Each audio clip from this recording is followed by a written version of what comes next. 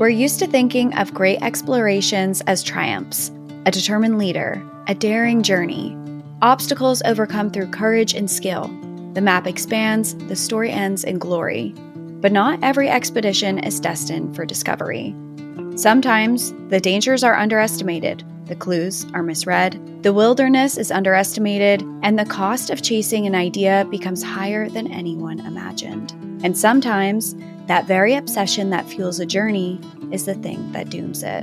In 1925, the British explorer Percy Fawcett set off in the heart of the Amazon with his 21-year-old son Jack and Jack's friend Raleigh Rimmel. He believed they were on the verge of finding Z, a legendary lost city of stone hidden deep in the rainforest. He'd studied ancient accounts, examined artifacts, and convinced himself the evidence was undeniable. If he was right, it would be the discovery of the century. But just weeks into their journey, all three men disappeared without a trace. No bodies, no gear, nothing. They were just gone. Despite decades of searches and countless theories, the fate of Percy Fawcett remains one of exploration's greatest mysteries. A mystery that has drawn dozens more treasure seekers into the jungle, many of whom also never made it out. Some were killed by disease, starvation, or hostile encounters. Others simply vanished, just like Fawcett. Welcome to National Park After Dark.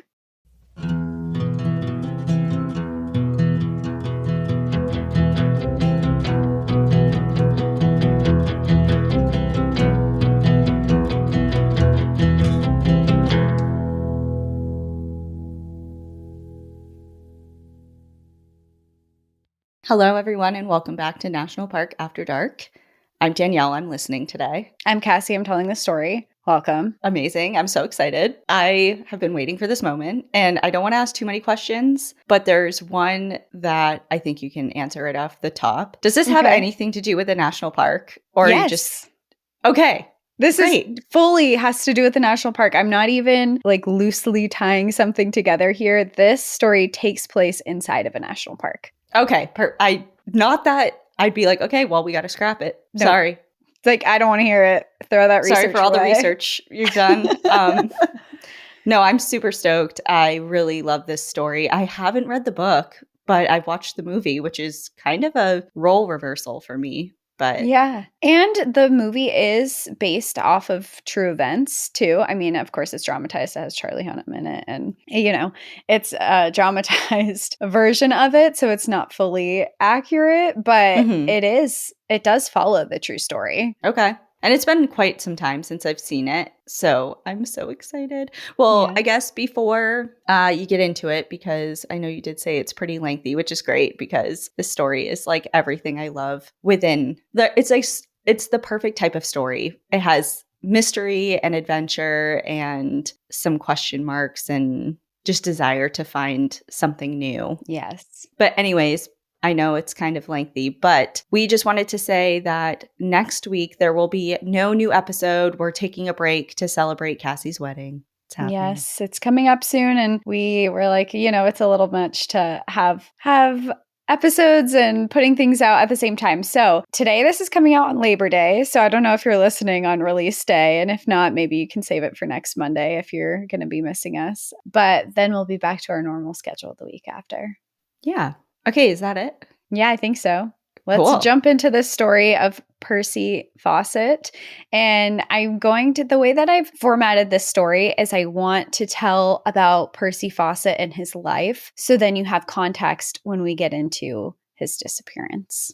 Okay. So going back to the very beginning of Percy Fawcett's life, he was born in 1867 in Torquay, England, which is a seaside town on the south coast of the UK. When you look at his family members, it's clear that adventure and discipline were in his DNA. His father was an amateur scientist with a passion for exploration. He was a fellow of the Royal Geographical Society, a place where maps were drawn, expeditions were launched, and reputations were made or broken. Percy's older brother, Edward, was a mountaineer and Eastern mystic. Dinner table conversations in the Fawcett household was as likely to drift towards far-off lands and legends as it was to current affairs back home. In this environment, Percy grew up with a sense that the world was wider and wilder than the small slice of England that he knew. From an early age, Percy absorbed two seemingly opposite influences: an obsessive love of mystery, which he got from his family, and a rigid sense of order, which he got from his education. His early schooling was conventional for the time, until in his late teens, he moved to southeast London to attend the Royal Military Academy in Woolwich, the British Army's elite training ground for artillery forces. There, he learned the precision and discipline that would later serve him well, and some would argue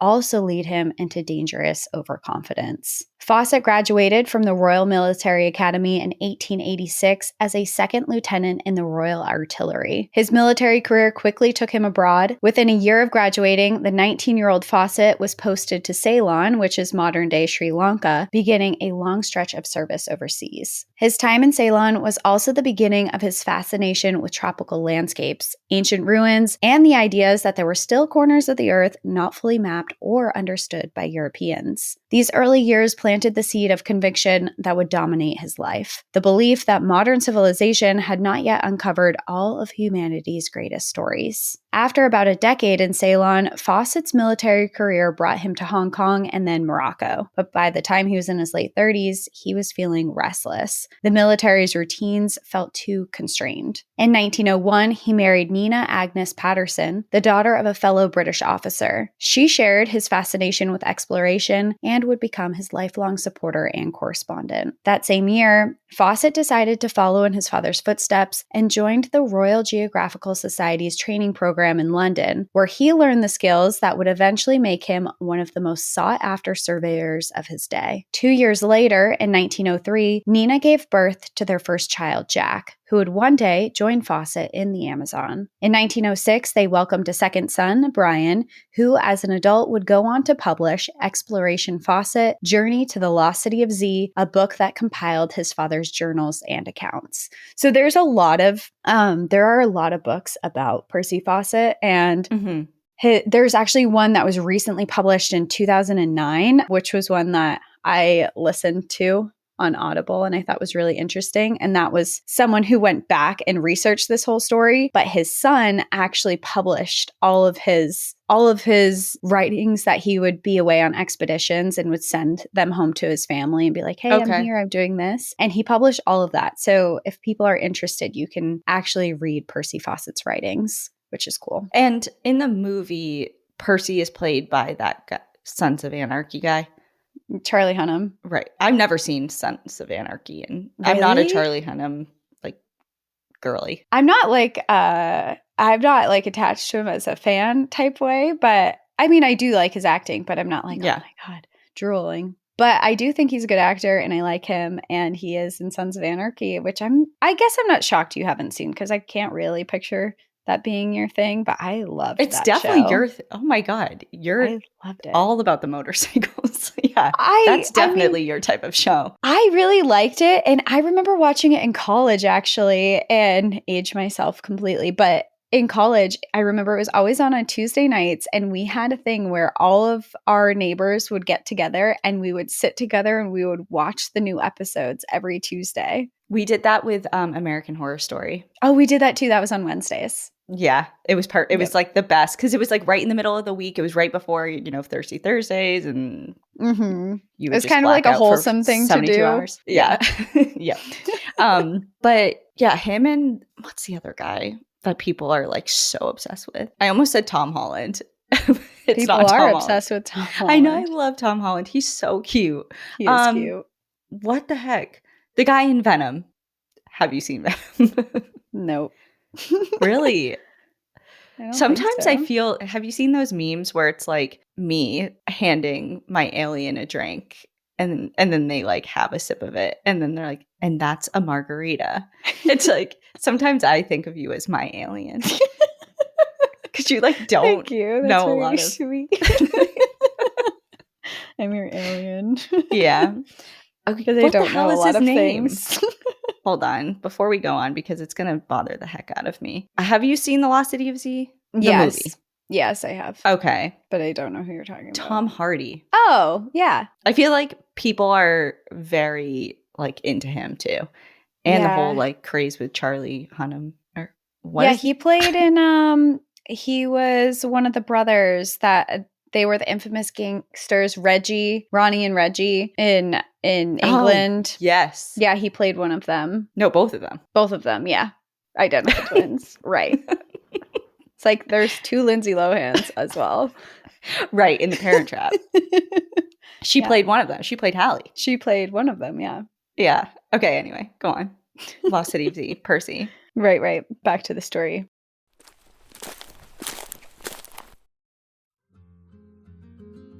Nothing tests my decision-making skills like the wine aisle. Am I supposed to know what pairs best with takeout pizza and 3 episodes of Love is Blind? Spoiler, I don't. That's why I stopped overthinking it and started letting the pros handle it. This podcast is sponsored by Naked Wines, and let me tell you, it's a game changer. Naked Wines is a wine club that connects you directly to the world's best independent winemakers. No middlemen, so you're getting world-class wine delivered straight to your door. Last weekend, I shared a bottle of delicious Chardonnay with my friends, and they loved it, and I looked like a great host. How do they do it? They cut out the middleman markups so you're paying up to 60% less than you'd pay in stores. Same amazing wine, way better price. Plus, I've been rating my wines after each shipment, and it's like they know me now. And these aren't some mass-produced bottles. Naked Wines backs over 90 independent winemakers worldwide. They've been doing this for over 15 years, and it shows. Now is the time to join the Naked Wines community. Head to nakedwines.com/NPAD. Click Enter Voucher and put in our code NPAD for both the code and password for 6 bottles of wine for just $39.99 with shipping included. That's $100 off your first 6 bottles at nakedwines.com/NPAD and use the code and password NPAD for 6 bottles of wine for $39.99.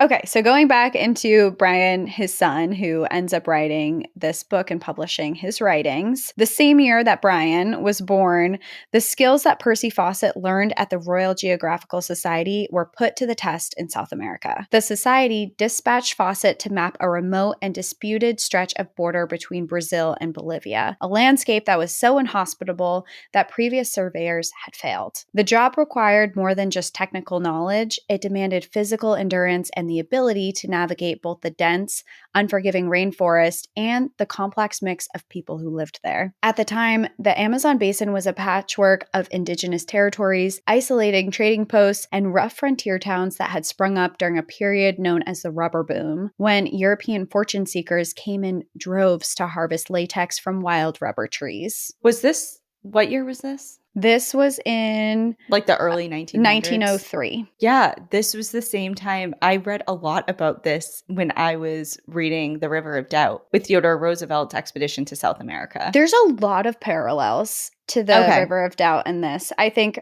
just kind of the time frame, but also the location. Right. And a lot of, I think the same obstacles that were in that are pretty similar to in this story as well. Mm-hmm. I also didn't know latex came from trees. So you're allergic to trees? I am allergic to trees. That's kind of messed up. Yeah.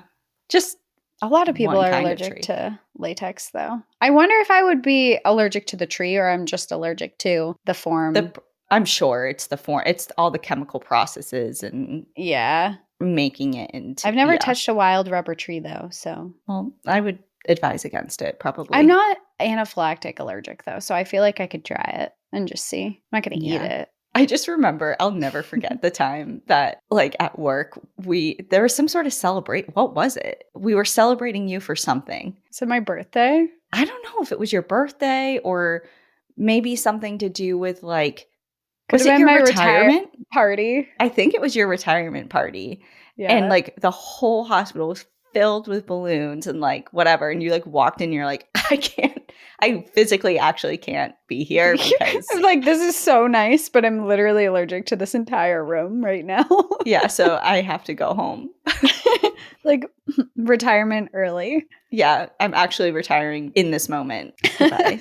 For context, my retirement party was I was having my kidney transplant and I was going to be out of office. And one of the really nice memories, I guess, from that hospital is that they threw me a retirement party because they said, I'm never coming back. I'm retiring. And people thought I was kidding. I was not. I don't think you were kidding. I didn't. I thought, I was like, this girl is not meant for this life. No. There she goes. There she goes off to bigger and better things. With a new kidney and everything. You know? Yeah. And it was true. I never went back.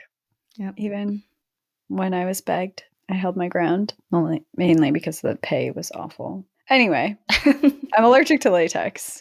Anyway, long story short. Long story short, I am allergic to latex and I've never touched a wild rubber tree. So I'll keep you guys all updated if I ever do. Okay.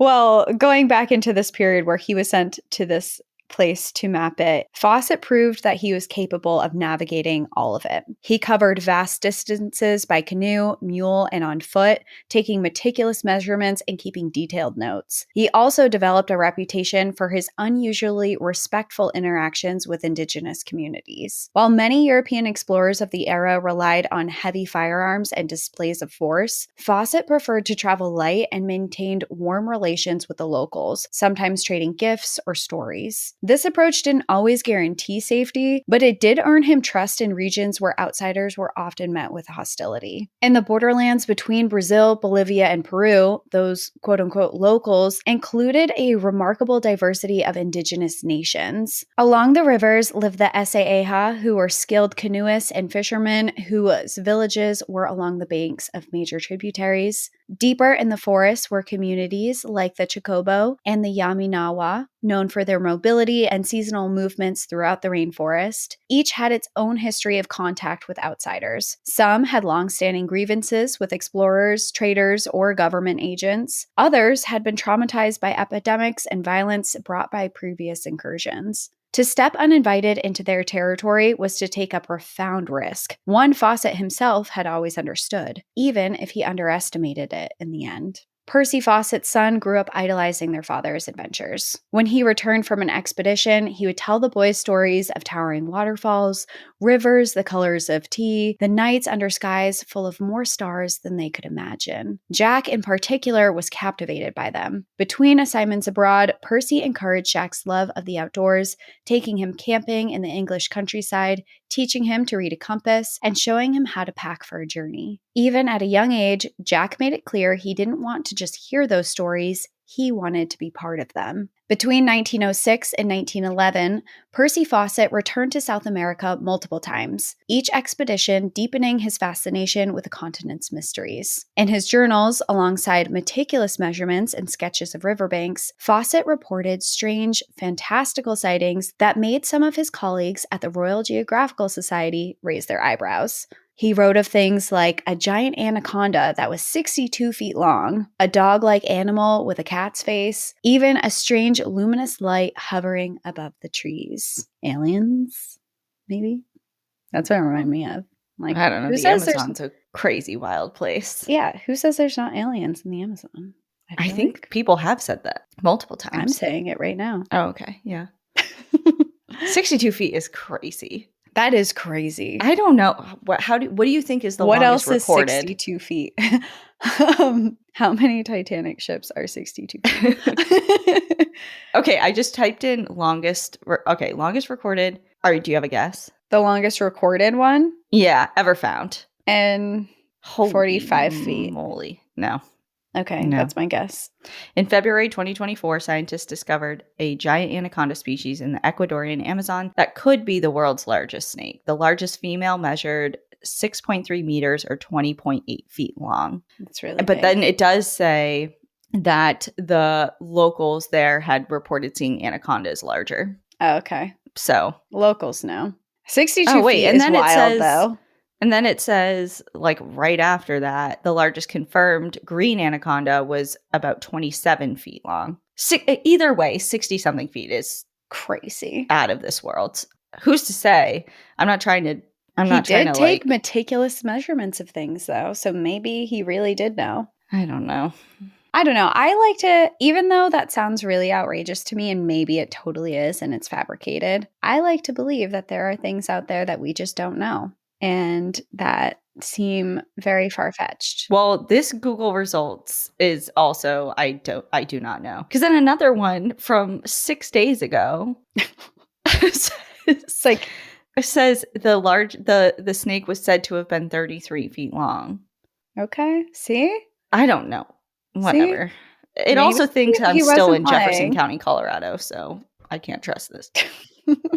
I'm assuming this anaconda was not in Jefferson County, Colorado. Yeah, no, I don't know.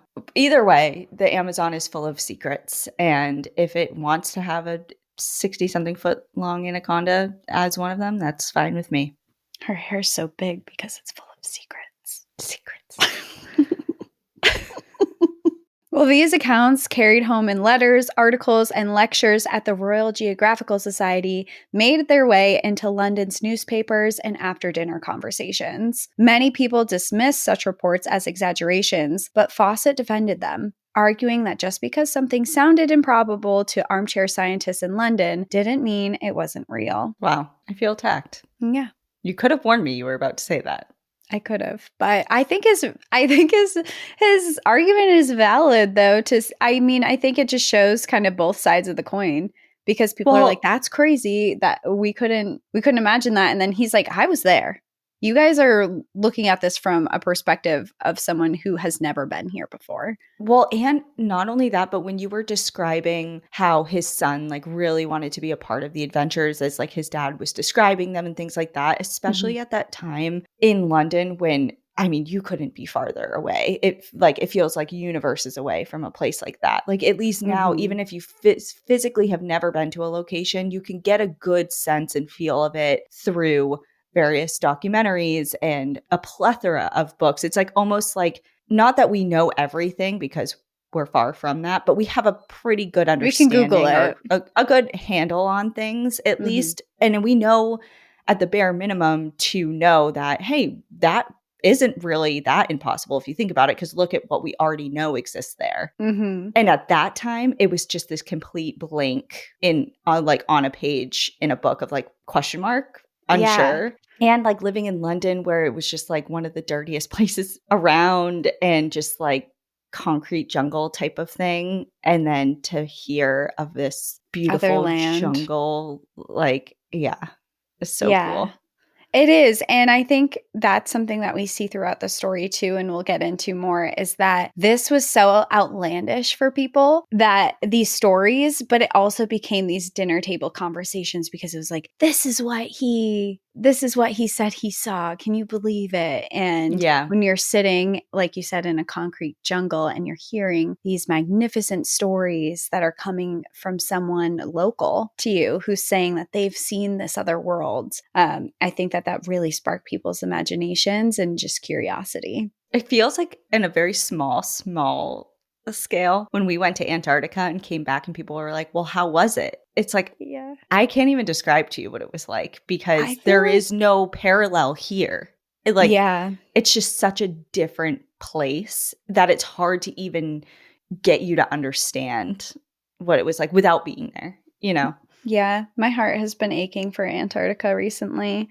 It's been on my mind a lot recently, but like the trip or the place itself? The place. And not that the trip wasn't wonderful because it was, but it's specifically the place that's been on my mind a lot recently. But when we came back and people were asking me about it, and I remember when we were there just thinking like, how am I going to tell people of this place? I don't even know how to begin to describe it without saying you just have to be here. Yeah. And I say that with also you just have to be here, witness it and see it and care about it. And also at the same time, you don't want a lot of people flocking there because of how untouched it is. That's kind of the special part about it. So I feel really protective. Not so much as protective, but lucky I guess. I feel really lucky to have been able to witness Mm-hmm. that type of landscape. I don't know if I ever will again. I really hope I do. But it is definitely the best place I've ever visited. Yeah. I loved it so much. But I would like more of my travel to have a little bit more things around for accommodations. But in general, I couldn't survive in Antarctica long on my own. We needed a whole crew of people on a boat to keep me alive. I could not hack it on my own, and that is why I'm up here. But but anyway, going back into this is kind of similar to how I feel about Antarctica. Like you said, it's just this magical, wonderful landscape that he's explaining to people. And he explains this stuff. He says armchair scientists are just saying things, they don't know what's real or not. And in an era where the Amazon remained almost entirely unknown to the British public, these stories, whether they were believed or not, fueled a growing legend of Fawcett as this fearless explorer willing to venture where few outsiders had ever gone. Percy Fawcett had become a household name in England. It was during that time, on one of Fawcett's stints in Brazil, that he came across a very interesting clue of the Amazon. And this was a document known as Manuscript 512 that was stored in the archives of the National Library of Rio de Janeiro. It had been written roughly 150 years earlier, in 1753, by an anonymous Portuguese fortune-seeking settler who was in search of gold, territory, and indigenous people to enslave. Manuscript 512 described a ruined stone city deep in the Amazon, complete with arches, wide streets, and a temple adorned with strange symbols. The location was vague, the details something like out of a fairy tale.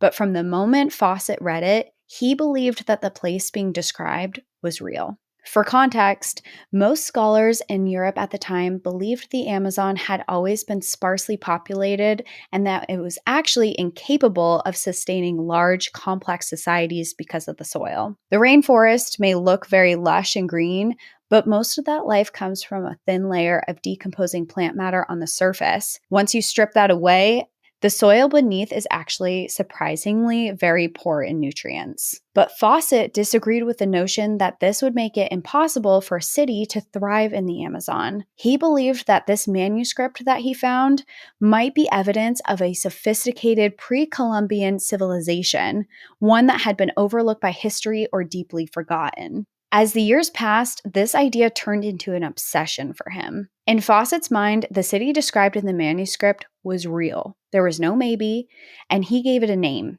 He called it the Lost City of Z. He imagined it as a place of monumental architecture and advanced knowledge hidden beneath the Amazon's green canopy.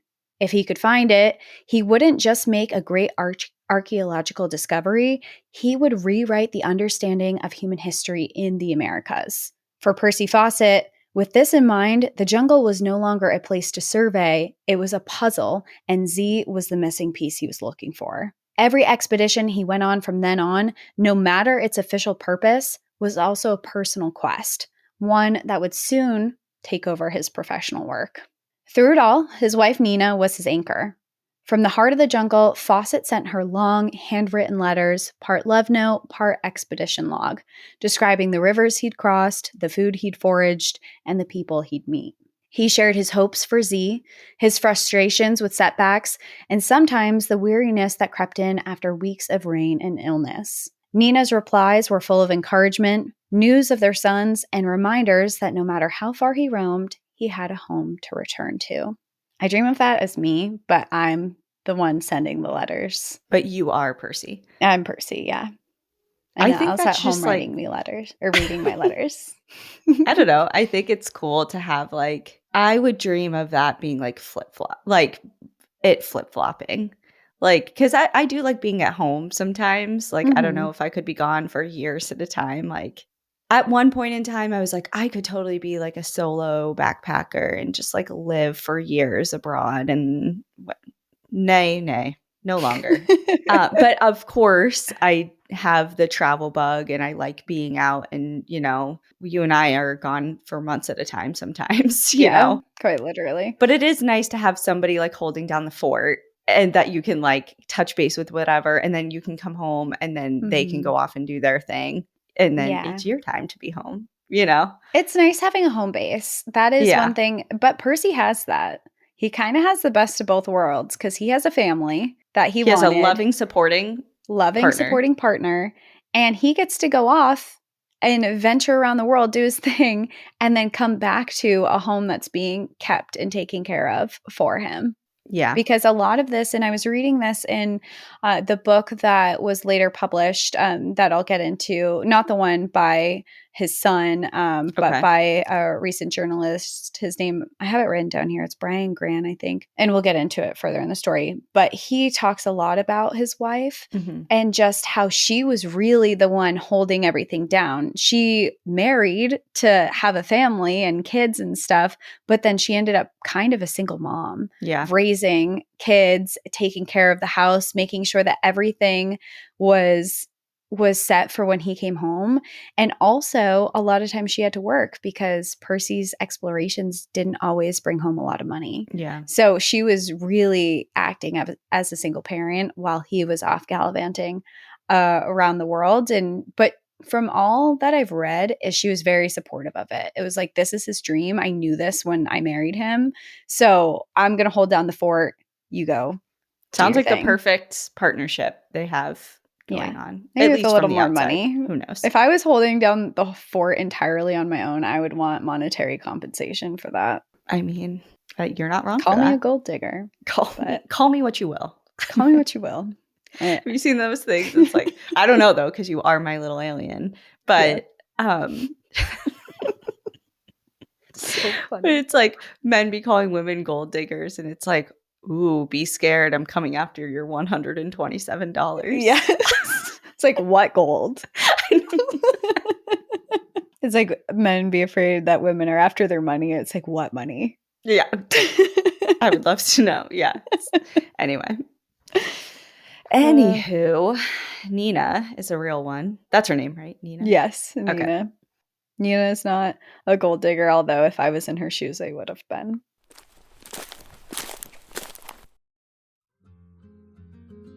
This episode of National Park After Dark is brought to you by Wild Grain. Wild Grain is the first bake from frozen subscription box for artisanal breads, seasonal pastries, and fresh pastas. And the best part, everything bakes in 25 minutes or less, straight from your freezer. Unlike most store-bought stuff, Wild Grain uses a slow fermentation process that's easier on your stomach, richer in nutrients and antioxidants, and made with simple ingredients you can actually pronounce. Their boxes are fully customizable, and they're always adding seasonal and limited time treats. Plus, they now offer a gluten-free and plant-based box. I just baked their croissants last weekend, and wow, it was delicious. It came out with that perfect crunchy crust and soft inside. They didn't even last more than a day because we, as in now, devoured all of them. It's so convenient, perfect for quick dinners, fall get-togethers, or honestly, when you just want a warm loaf without the hassle. It's fresh, easy, and tastes way better than anything I've grabbed at the store. This fall, treat yourself and your loved ones to warm breads and seasonal baked goods from Wild Grain. Rumor has it, they have apple cider donuts and pumpkin cinnamon biscuits, so get them before these seasonal items sell out. For a limited time, Wild Grain is offering our listeners $30 off the first box, plus free croissants in every box when you go to wildgrain.com/NPAD to start your subscription. You heard me,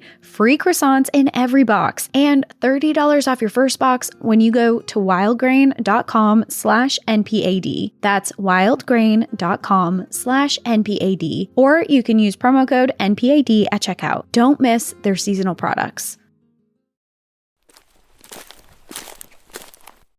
By the early 1910s, Fawcett had become one of the Royal Geographical Society's most reliable men in the field. His assignments took him back to South America again and again, not only to chart disputed borders, but also to carry out scientific observations, gather data on the local people, and whenever possible, search for hints of Z. Fawcett's expeditions were grueling. The Amazon was, and still is, one of the most biologically diverse and physically demanding environments on the planet. Fawcett's journals are full of descriptions of extreme heat and humidity, days passing without any food, and treacherous rivers that had to be crossed again and again as his team followed twisting paths through flooded forests. Insects were a constant torment. mosquitoes, biting flies, and parasitic mites that burrowed underneath the skin, leaving behind itchiness that could last for days. The damp ground would often soak through his clothes at night as he tried to sleep under minimal shelters. While he laid awake at night, he would listen to the distant calls of howler monkeys, and sometimes he would listen to things creep closer and closer at an unnerving sound underneath a canopy of darkness, just large creatures walking right around his camp.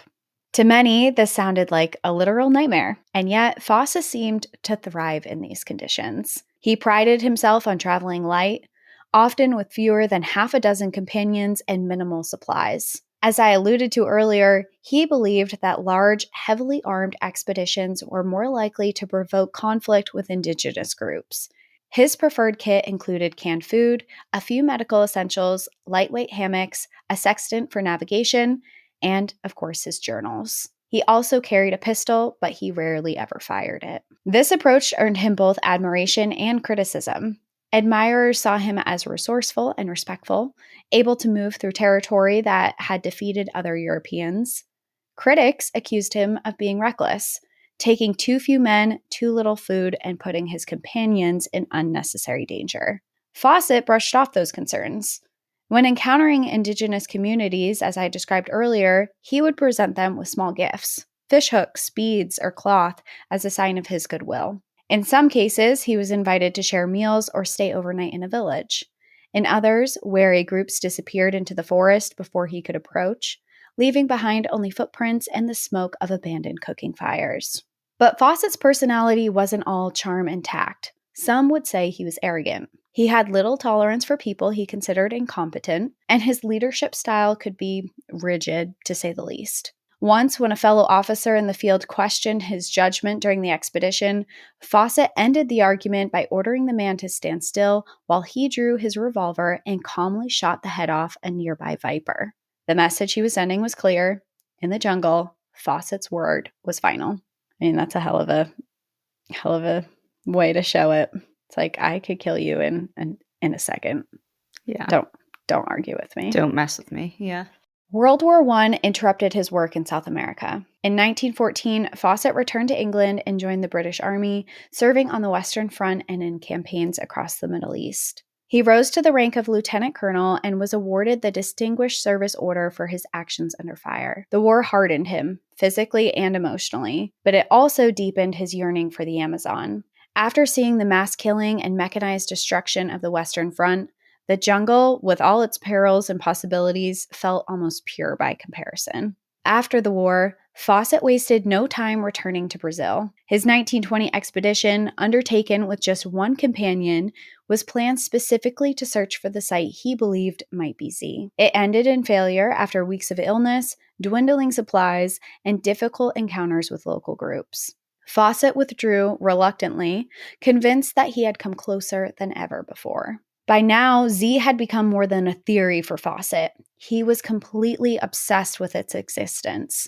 He compiled maps, cross-referenced indigenous oral histories, and re-examined historical documents. Every new scrap of information seemed to him to point towards the same conclusion, that there was something out there hidden in the unmapped jungle. His obsession didn't just alienate skeptics, it also inspired a growing circle of believers. But his growing fame came with pressure. Each failed expedition made it harder to secure funding for the next one, and each return to London without a major discovery made his claims about Z easier to dismiss. By the 1920s, Fawcett knew he needed to make one last, decisive push, an expedition that would settle the question of Z once and for all. It was a decision that would seal his fate. In the spring of 1925, Percy Fawcett was 57 years old and was in excellent physical condition for his age. He would be on his 8th expedition to South America this time around, but in his mind, this was the one that mattered most. Fawcett had spent the previous winter in England planning. What he viewed as mistakes of previous ventures, too many men, too much gear, too many distractions, would not be repeated. The final expedition would be lean, fast, and discreet. Fewer people meant that you would carry fewer supplies, but also had fewer mouths to feed, fewer opportunities for disagreement, and less chance of alarming or provoking indigenous groups whose lands they would cross. Ultimately, the team he put together consisted of just 3 men: Fawcett himself, his eldest son Jack, who was 21 years old, and Jack's close friend Raleigh Rimmel. Jack was tall, athletic, and fiercely loyal to his father. Much like how Percy had once followed his own father's footsteps by joining the Royal Geographical Society, Jack had been shaped by the idea of carrying on a legacy. But his decision to undertake this journey wasn't just a matter of family loyalty, it was the result of years of dreaming about the Amazon in particular. He had grown up hearing his father's stories, studying his maps, and imagining himself pushing a canoe upriver or hacking through the undergrowth at Percy's side. But this time, the stakes were real. The 1925 expedition would be longer, more remote, and far more dangerous than any adventure Jack had ever attempted. Still, for both father and son, there was an unspoken sense that this was their moment. A chance to share in discovery, to write their names together in history. Nina supported the decision, even as she understood the risks, sending them off with letters, supplies, and her unwavering faith. Jack's friend, Raleigh Rimmel, was a former artillery officer who had grown up on stories of adventure. Neither of the young men had any experience in the Amazon, but Fawcett saw that as an asset. They would follow his lead without the stubbornness or competing theories of seasoned other explorers. So essentially, he's taking 2 young kids with him with no experience in the Amazon, and he's saying, this is great because they're not going to question my authority. I was just going to say, okay, so how did you describe? Not conceited, but arrogant. Yeah. Yeah, that feels dangerous. Like, I understand to negate some of the issues that maybe he had before with more people, more minds, more opinions, but like this feels like the complete opposite end of the spectrum in a dangerous way. Yeah, and so when I was listening to one of the books, they detailed a story of when he was out in the wilderness on another expedition, and one of his guys got really seriously injured and sick, and he viewed him as this burden. And he basically had him trudging along. He could barely keep up. He had malaria. It was just this awful, awful instance. And he had told his whole crew, it's like, you get sick, we leave you and you die. And that was how he's like, I'm on a mission here. You are not going to slow me down. And that was what they thought was going to happen. But he, at the very last minute, he was like, you're going to die out here. We got to get you out. And he actually stopped the mission. But that was kind of a point for him that was like, I'm so sick of other people. You're slowing me down. You're ruining my expedition. Yeah, I saved your life. I didn't leave you behind, but this is really annoying. It wasn't and like, I don't want to do this again. Yeah, it was very not teammate, not we're all in this together. It was, this is my mission and you're either helping me or you're slowing me down. Okay, ruthless, but and people described him as that, was ruthless. Okay. Well, I mean, I feel like it has a different feel, at least because this is his son and for sure his son's friend. Okay. I won't say anything else until, you give me more. But I know there's a lot of unknowns, of course. Yeah. And that's what makes this story so intriguing. But just having that kind of, at least going in with like, okay, well, fewer men, fewer problems. It's like, not necessarily, but. Yeah, and he had to deal with like mutinies before, not like full mutinies, but people would be stealing each other's food and they'd have to kick people off and leave them. They really did leave some people in the wilderness and were like, you're stealing our food. This is our only survival buy. And he had a lot of experience with that. So it sounds like by having his son, who's very loyal to him, and his friend, he doesn't have to worry about the betrayal that can happen there. And also, they've never done this before, so they really have to listen to everything he's going to say. Funding for this expedition came from a variety of sources: small grants, personal contributions, and even support from the North American Newspaper Alliance, who hoped to publish his updates from the field. Fawcett was careful to keep his true destination vague in public statements, hinting only that they were headed into, quote, unexplored territory in the Brazilian interior. In truth, he had identified a point on his maps that he believed matched the location described in Manuscript 512. In late March, the trio boarded a ship to Rio de Janeiro, then traveled inland by train, riverboats, and horseback. The journey began at the frontier town of Quiababa, the capital of the Brazilian state of the Mato Grosso. There, they spent several weeks assembling supplies, canned food, powdered milk, cooking gear, a few changes of clothing, mosquito nets, hammocks, fishing lines, a sextant, and compasses. Like on Fawcett's previous excursions, each man carried a firearm, though Fawcett hoped they wouldn't need to use them. From Quiaba, they headed north towards Xingu River Basin. And this is where we get into the national park. Okay, I've been waiting. This region is now known as Xingu National Park. This is a place where the rainforest feels endless, an expanse of green that stretches to the horizon in every direction, broken only by the winding silver of rivers and the occasional burst of red or yellow from flowering trees.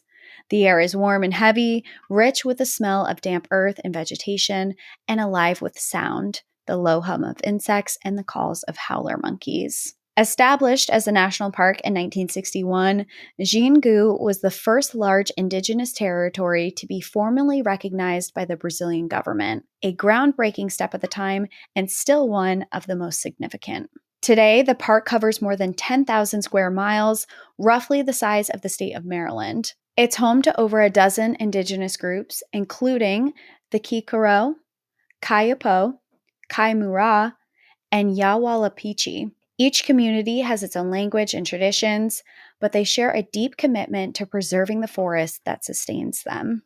Xingu National Park is defined by the Xingu River, which flows from the south to the north for more than 1,200 miles before joining the Amazon River in northern Brazil. Along the banks of the Xingu, stretches of dense forests give way to open savanna and wetlands filled with bird life like herons, storks, and bright macaws. The river and its many tributaries are a lifeline for the people who live here, providing fish, transportation, and cultural connections between villages. In the dry season, narrow channels shrink into ribbons of clear water bordered by sandy beaches. In the rainy season, the rivers swell and flood the surrounding forest. Xingu National Park is also a place of astonishing biodiversity. Botanists have cataloged hundreds of plant species here, from towering Brazil nut trees to delicate orchids that bloom only for one day.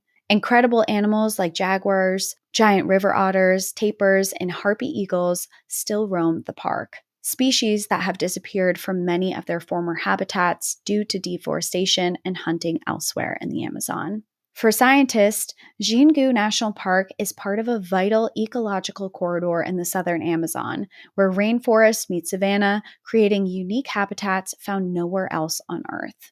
Xingu is not untouched. Tragically, in recent decades, deforestation and industrial agriculture have closed in around its borders, fragmenting the forest and polluting its waterways. Satellite images show the stark contrast between the dense green within the park and the patchwork of soy fields and cattle pastures around it. Protecting Xingu means defending it against these pressures, a struggle that Indigenous leaders continue to carry forward, often at great personal risk. For outsiders, it can be tempting to see Xingu National Park as a remnant of a vanished past, a window into some untouched before time. But for the people who live here today, it is their home. For Percy Fawcett, it was part of the wild, mysterious heart of the Amazon he longed to explore, and possibly the site of the lost city of the Z. When he, Jack, and Raleigh set off from Quiabá towards Xingu River Basin in the spring of 1925, the wet season had only just ended, so the landscape was flooded with water and difficult to travel through the muddy trails. They hired a few local laborers to help carry their loads for the first leg of their expedition, but Fawcett planned to dismiss them once they reached a certain point. From there, it would just be the three of them. In letters sent back to England, Fawcett sounded upbeat. He described the rainforest as lush and green, and noted that their health was good despite the heat and insects. He also hinted that they had already encountered, quote, interesting archaeological signs. Though whether that was true or simply meant to keep his sponsors engaged is unclear because he didn't go into any details. By late May 1925, about 2 months into the expedition, they reached a place Fawcett called Dead Horse Camp. named for an earlier expedition during which some of his pack animals had died there. On May 29th, he sent a letter from there to his wife, Nina. In it, he assured her that they were well and that they had provisions for the journey ahead. He said, "You need have no fear of any failure. We will be all right." Little did he know, that would be the last letter he ever sent. From Dead Horse Camp, their trail ran deep into the interior of the Amazon rainforest. Local accounts suggest they intended to make contact with the Kalapolo people. The Kalapolo people later told anthropologists investigating the Fawcett disappearance that they had indeed hosted 3 outsiders matching his party's description. The men were treated with food and shelter, then sent off again, heading east.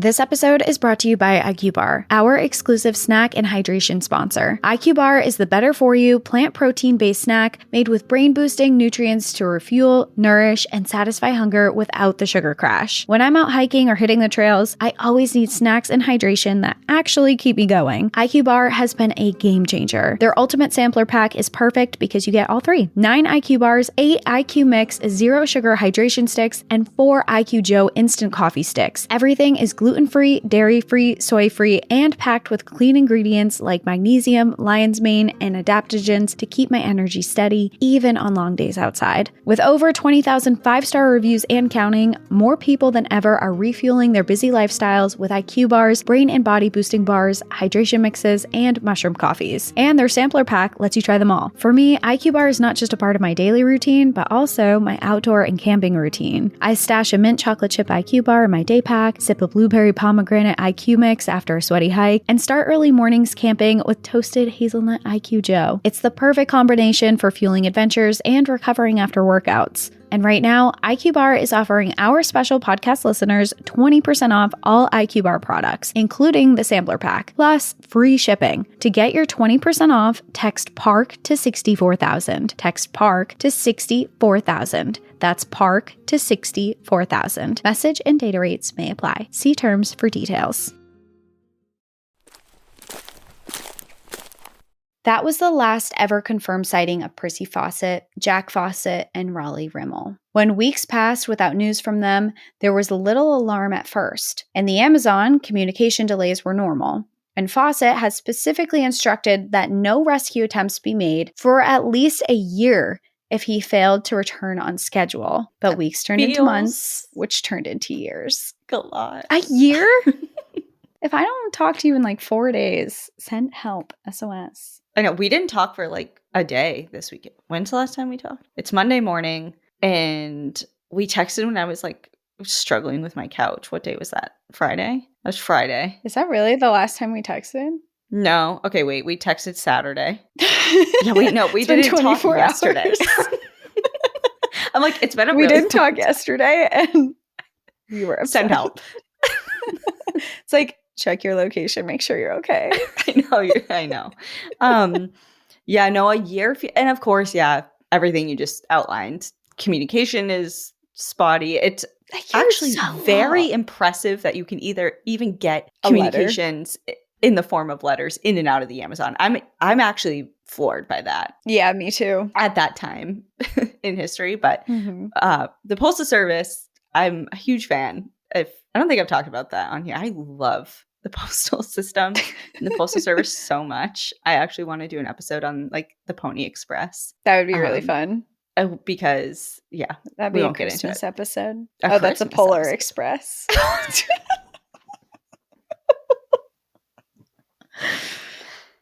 Still could be a Christmas episode. You're my alien. Lots of people do mail around Christmas. Right. And that's what you meant the whole time. That's what I was referring to, actually. Yeah. What was I saying? I was just so thrown by that. You like the Postal Service. You love them. No, but before that, there was something I was saying. Either way. Oh, yeah, the year. Yeah. So much can go wrong, even in a day. To be like, well, they have 8.5 more months to send aid. Respond. Or, respond in any sort of way. Yeah. Yeah, yikes. Okay, so... If I was Nina, I would not be cool with that. I'm like, you're sending my son out there for a year? without you, I'm not supposed to hear from you for a year until we send a rescue team for you? Yeah. I mean, there needs to be some sort of. She's been cool with everything up until this point. I feel like that's a boundary she could have argued for, but Maybe. who am I to weigh in on other people's relationships? Yeah, I'm sure that he was speaking to her a lot more like, this is so far. If I find it, I'm going to be out there researching. I imagine if he found it, he wouldn't just be like, okay, found the location, coming back now. He would be there researching and documenting and taking all his meticulous measurements. So maybe he warned her, if I find it, I'm not coming out to tell people. I will be here conducting research. Come for me. But he would anywhere. still be in contact. I Well, think it's the contact part. I of don't it think they would all. be in contact, depending on where it was, because from my understanding, when I was researching some of this, is that throughout the Amazon, there were these little outposts that you could Yes. be at, and there would be people that would come in on mules and horseback, and they could take out your letters and go back into civilization for it. And post But them. Yeah. yes, but this lost city of Z is unmapped and theoretically not near any of those places. So if he found it, maybe he was I think he thinking would he have wouldn't have found it, access. made notes of it, like kind of like, okay, I'm coming, I'll be back for you. Because he only has he has his kid and another friend. Like, what are they going to do? Yeah. Excavate the And whole thing? limited Like, supplies and yeah, and he needs funding and yeah. he needs to the whole Just trying thing. to Like, I think, rationalize the 1 year. yeah, I don't know. I guess maybe we can't. Yeah. Yeah, I don't know what he was thinking. But he disappears. It turns months and then turns into years. Rumors flooded in. Some people claimed that the party had been killed by hostile tribes. Others suggested they died of disease or starvation. There were whispers that Fawcett had found Z and chosen to stay there, abandoning the outside world. British newspapers ran sensational headlines like, "Explorer swallowed by jungle," "Lost City claims 3 more lives," and "Did Fawcett become king of the Indians?" Oh my God. Like, come Of on now. course. The mystery of what happened to Fawcett's party was irresistible to the public and to other adventurers. Dozens of expeditions set out to solve it, from professional explorers to fortune seekers hoping to cash in on the publicity. The results were often tragic. Several search parties vanished themselves. Others returned with harrowing stories of disease, attacks, and treacherous terrain. By some estimates, more than 100 people have died or disappeared while looking for Fawcett. 100? Mm-hmm. Wow. And those numbers aren't really over. People are still Well, of trying course. It's an to debunk enduring this. mystery. Yeah. As time passed, theories multiplied. A British journalist claimed to have proof that the men were killed by an indigenous group that was angered by their intrusion. An American traveler insisted he'd seen Fawcett alive, living as a chief among a remote tribe, which feels very, very far-fetched to me. Still, others proposed that the 3 men had been sacrificed in a ritual or kidnapped into slavery. The truth has never been confirmed, and their bodies were never recovered. For Nina Fawcett, the lack of closure was devastating. She refused to believe that her husband and eldest son were dead, clinging to the idea that they had found Z and would one day return. But for Brian, Percy's other son, Jack's disappearance alongside his father turned their father-son bond into part of the legend. Their last letters home spoke less about hardship and more about wonder, about stars blazing above the camp, the green shimmer of the forest canopy, the feeling of pushing deeper into an untouched world. Whatever dangers they faced, father and son faced them together. And in the years that followed, as the mystery deepened, the image of them vanishing into the green heart of the Amazon together became one of the story's most enduring and haunting threads. In addition to publishing the book Exploration Fawcett, Brian organized at least one search expedition of his own, but found nothing. The lack of hard evidence, no bodies, no confirmed artifacts, made the story a perfect breeding ground for speculation, and every new lead only seemed to deepen the intrigue. The first major search parties set out in the late 1920s and early 30s, often with sensational backing from newspapers eager for what we'd call today clickbait headlines. In 1927, a British reporter and ex-army officer named Albert de Winton joined an expedition that barely made it out alive, retreating after illness and hostile encounters. In 1930, George Dyott, a seasoned British explorer, led a more organized search. Dyack claimed to have reached the same Kalapalo village where Fawcett was last seen, and the villagers allegedly told him that the party had been killed by a neighboring group. Dyack even recovered a few personal items said to have belonged to Fawcett, though skeptics later questioned whether they had been planted by locals to appease the searchers. Throughout the mid-20th century, expeditions kept coming, some driven by genuine curiosity, others by the lure of adventure and fame. Many were ill-prepared for the realities of the Amazon. They underestimated the months of planning, the logistical challenges of moving through dense forest, the difficulty of navigating in an environment where GPS didn't exist, and even a compass could be unreliable near iron-rich rocks. In the years after World War II, the legend of Z found new life in popular culture. His story was told and retold on the radio and in magazines, often with exaggerations that blurred the line between fact and fiction. By the 1950s and 60s, popular paperback books were portraying him as this larger-than-life explorer who might still be out there ruling over a hidden kingdom in the jungle. One of the most credible accounts came in 1951, when Orlando Villas-Boas, a Brazilian explorer and advocate for indigenous rights, led a government-sanctioned expedition into the Upper Xingu. He and his brothers were instrumental in formally establishing Xingu National Park a decade later, and they had deep ties to the communities in the region. On this trip, they claimed to have met the Kalapalo elders who recounted in detail how Fawcett and his companions were killed. Their version of the story is that the trio offended a neighboring indigenous group by violating local protocols, perhaps crossing into forbidden hunting grounds or fishing in a sacred area without permission, and were killed shortly after leaving the Kalapalo village. The killings, they said, were not acts of violence, but a response to perceived disrespect and threat. Even with this testimony, debate raged on. Skeptics pointed out that oral histories can shift over time and that such stories might have adapted to fit what outsiders wanted to hear. Supporters of this theory argued that the account matched the geography, the timing, and the realities of cross-cultural contact in the region. In the 1980s and 90s, amateur explorers kept searching for Z. Some claimed to have found evidence of ancient stone structures deep in the forest, proof, they said, of the existence of Z. Others insisted that Fawcett's theories had been backed by discoveries elsewhere in the Amazon, where archaeological surveys revealed remnants of large pre-Columbian settlements once said to be impossible in rainforest conditions. The most exciting of these discoveries were huge shapes carved into the ground, sprawling road systems, and traces of advanced farming, all evidence that large, organized societies had once thrived here, capable of supporting tens of thousands of people. This new wave of archaeological discovery casts Fawcett's obsession in a different light. He may have been wrong about the exact location or appearance of Z, but the core idea that advanced civilizations once thrived in the Amazon was no longer dismissed as fantasy. The jungle wasn't an untouched wilderness, it had been a cultural landscape, shaped and sustained by human hands for millennia. The legend of Fawcett's disappearance reached another generation in 2009 with the publication of The Lost City of Z, A Tale of Deadly Obsession by the American journalist David Grann. And that was I think I said Brian Grann earlier.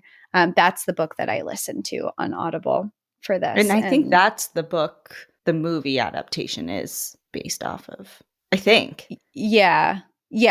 I mean, it's like the whole story, but yeah. It's definitely the whole story, but I think that book gave rise to the renewed interest. It's been so long since I've seen that movie. I didn't actually rewatch it for this episode. I saw it in theaters when it first came out, and my memory of movies is... it came out... That's like a portion of my brain I can't access. I see a movie and then it's just gone. It's lost to time, but yeah, I have seen it.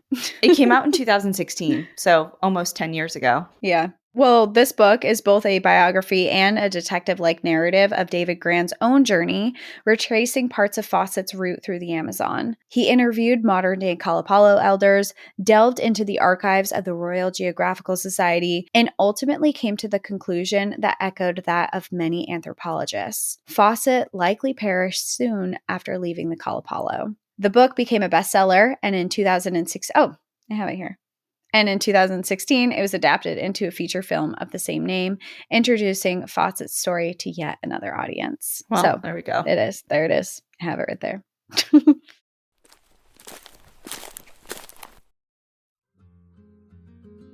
Listen up, because I am about to tell you about the comfiest blanket I have ever come across. Let me tell you, fall is my season. I live for cozy vibes. The second the weather cools down, I'm lighting a candle, grabbing a warm drink, and curling up on the couch under my Lola blanket. I'm 100% a blanket person, and the first time I felt Lola's ultra soft luxury vegan faux fur, I literally gasped. I have the desert dune, literally inspired by Joshua Tree National Park, and it instantly made my space look so much more inviting. The 4-way stretch makes it feel like it's hugging you back, and unlike other blankets I've owned, it stays flawless. No shedding, no pilling, even after multiple washes. And it makes for the perfect gift. Everyone who touches it falls in love with it immediately, which explains why it has over 10,000 5-star reviews and it's called the world's #1 blanket. For a limited time, our listeners get a huge 35% off their entire order at lolablankets.com by using code NPAD at checkout. Just head to lolablankets.com and use code NPAD for 35% off. That's code NPAD at checkout. Just head to lolablankets.com and use code NPAD for 35% off. After your purchase, they will ask you where you heard about them. Please support our show and tell them that we sent you. Wrap yourself in luxury with Lola Blankets.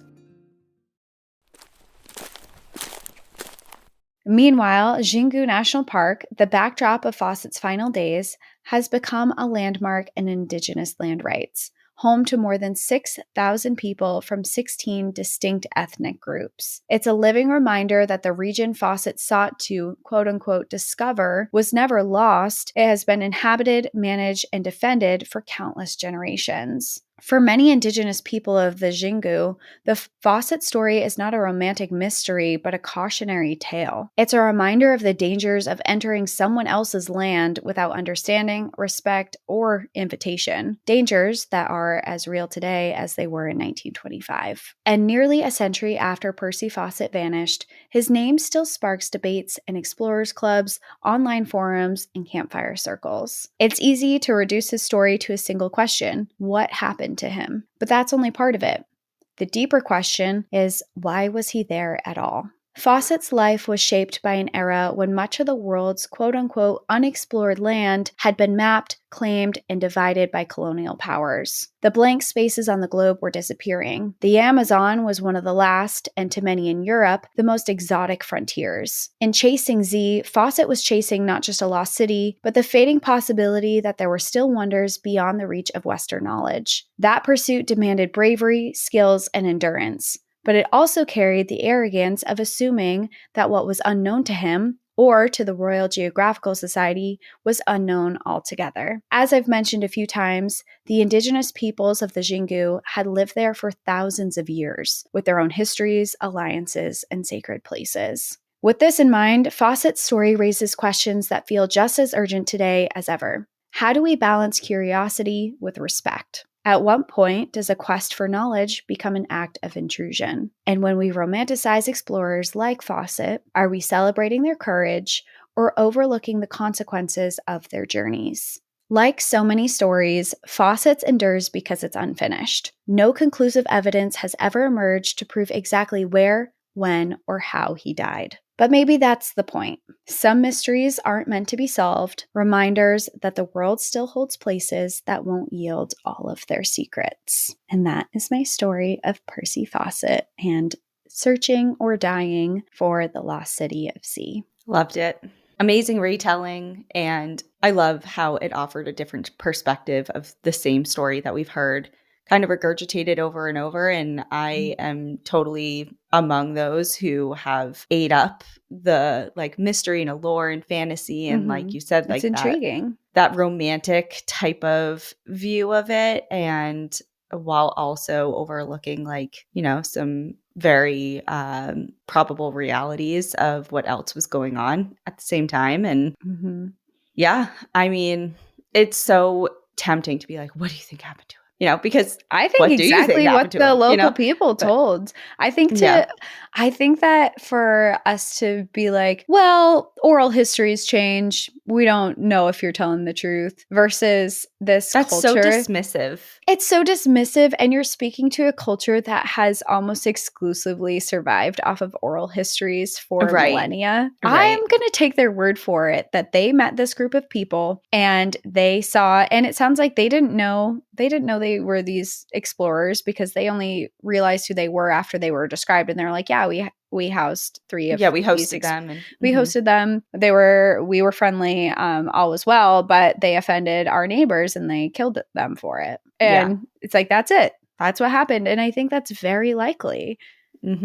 Especially, he went as 3 people. He didn't go as a group as he normally does. The stakes were, I know that he argued that would create less conflict, but in my mind, it might, maybe theoretically, you come off as less alarming and threatening, but also you come off as a lot more defenseless. Yeah, easier to overpower. And yeah, I mean, I think that's super probable. And like, my first thought before we even went into any of that was that when we were talking about the son and his friend and just being so inexperienced and all that, like, if anything was to happen to Percy at all, like if he got killed or injured or rendered unable to move or whatever, those other 2 men would have been screwed. Yeah. They'd have no idea how to interact with the locals. Or if they had made it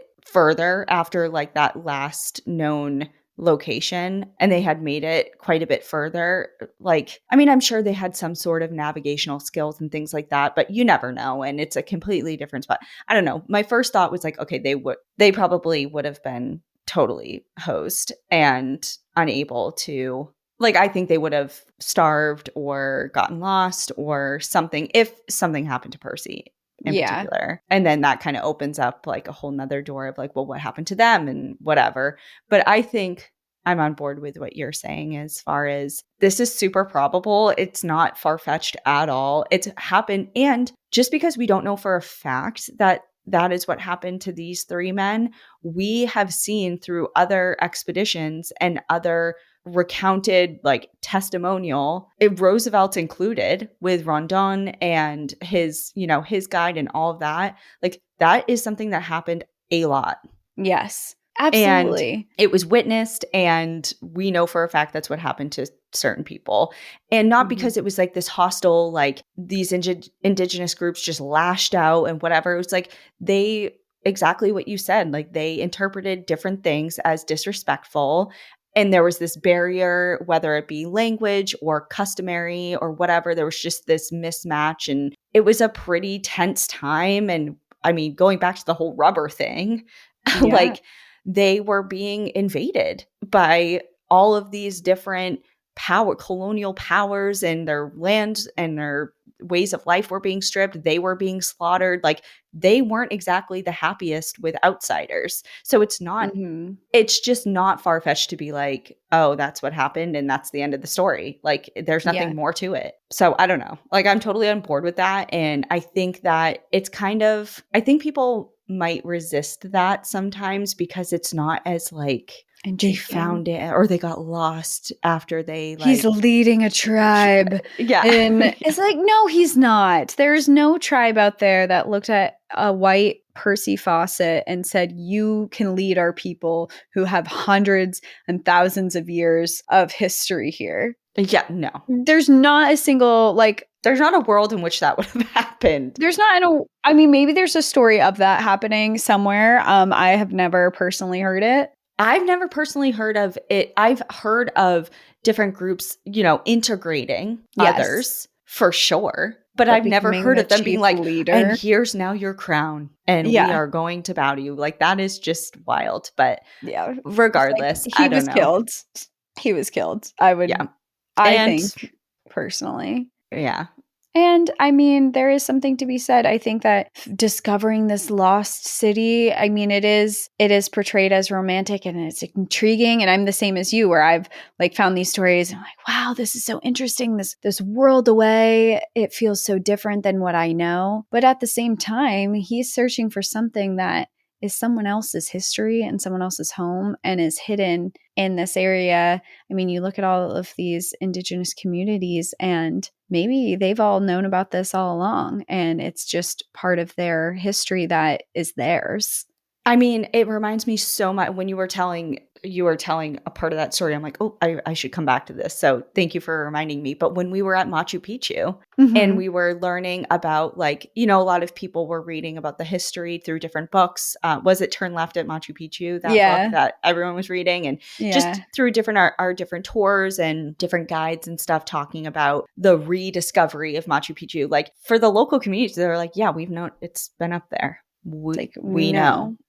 And then, but when we were there and we were out, like kind of looking out at the vast expanse of like all of these forested peaks and just how beautiful and wonderful it was. Like, it was kind of like we were at the cusp of like the entry into the Amazon. Like that area kind of marks, you know, you're about to get into the Amazon area and we're kind of like overlooking all of it. And I think one of our guides was saying, you know, like LiDAR has shown that there are probably dozens of Machu Picchus just out there. You know, like just waiting to be cleared and uncovered for the first time in however many hundreds of years. And it's like, and we know a lot of that, not only because of the technology, but because of the people who have been here all along.